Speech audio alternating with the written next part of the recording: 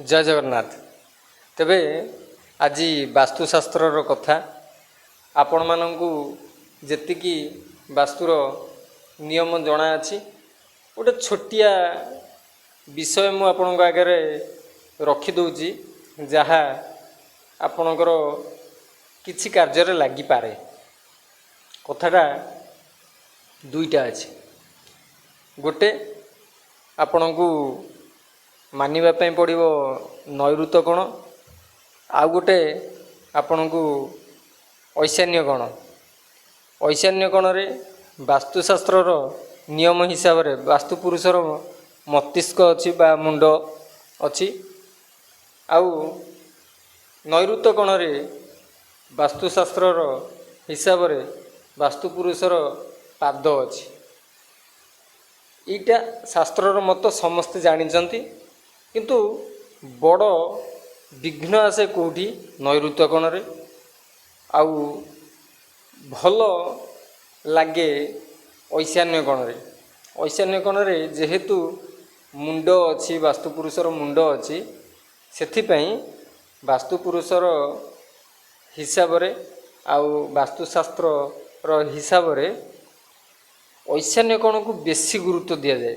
एथिपाई दि जाए जे बहुत शांति थाए ईशान्य कोण रे। जेमिति कि उदाहरण स्वरूप आपण माने मंदिर गले जेमती आपन को भल लगे, सेमती ईशान्य कोण रे जदि आपण किछि समय बितेबे आपन को बहुत शांति लागिबो।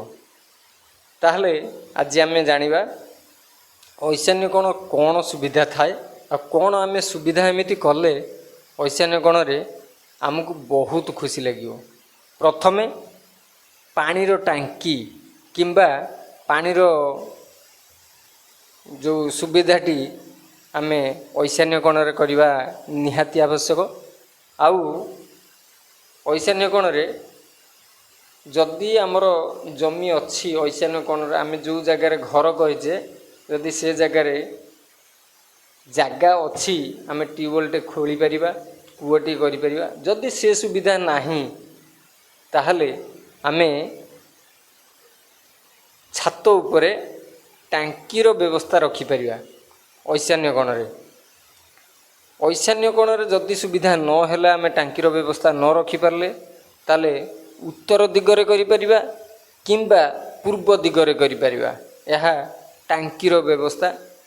आउ आ अपेक्षा जदि आम ईशान्य कोण बढ़ेकि गोटे घर तादरे जोड़ी दे परिबा ताहले आमर धन प्राप्ति अधिका होता है, मान सम्मान वृद्धि घटी थाए। ये सबू बहुत वृद्धि होता है। आउ आपण मानकर जदि नैऋत कोण बा पश्चिम किंबा दक्षिण ये कोण रे कौनसी प्रकार घर बढ़ी थाए ताहले आपन को बहुत दुख दे थाए, अकाल मृत्युर संभावना थाए। ईशान्य नैऋत कोण रे जदि आपणकर लैंडर जोटा सेडीर लैंडर आपणकर प्लॉट जो जगार घर डिजाइन जी दि जाइए ता भितर जदि पदा को बाहर कर दे थांती ताहले अकाल वियोगर संभावना थाए। आउ नैऋत कोण रे जदि आपणकर द्वारटे रही जाई थाए किंबा आपणकर टॉयलेट बा लैट्रिन बाथरूम आपण जदि तैयारी कर दी थांती ताले आपणकर रोगाग्रस्त होइकी पड़ी पारंती, बिछଣା धर दे पारंती। एमिति किछि संभावना नैऋत कोण रे थाए। जदि आपण एमिति किछि व्यवस्था करचंती रोषेई घर बा सेड़ी तले आप कौन व्यवस्था करचंती ठाकुरंग पई किंबा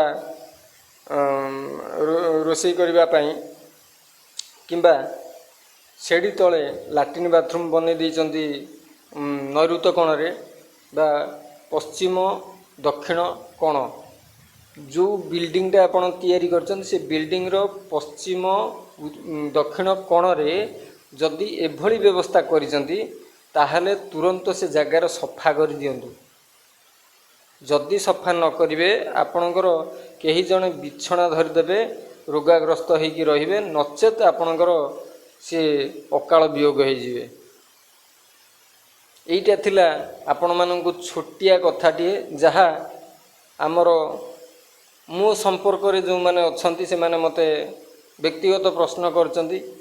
ଆଉ ବହୁତ ଲୋକ, ବହୁତ ବୋଲିକି ମୋ ସମ୍ପର୍କରେ ଯେଉଁମାନେ ଅଛନ୍ତି ମୋ ପାଖାପାଖିରେ, ସେମାନେ ମୋତେ ପ୍ରଶ୍ନ କଲେ ଯେ ନୈଋତ କୋଣରେ ବି ପାଣି ଟାଙ୍କି ହୋଇପାରିବ? ସେଟା ଆପଣଙ୍କ ନିଜର ଭାବନା, ମୁଁ ତା ଉପରେ କୌଣସି କମେଣ୍ଟ ଦେଇପାରିବିନି, ଶାସ୍ତ୍ର ମତ ଦେଉନାହିଁ।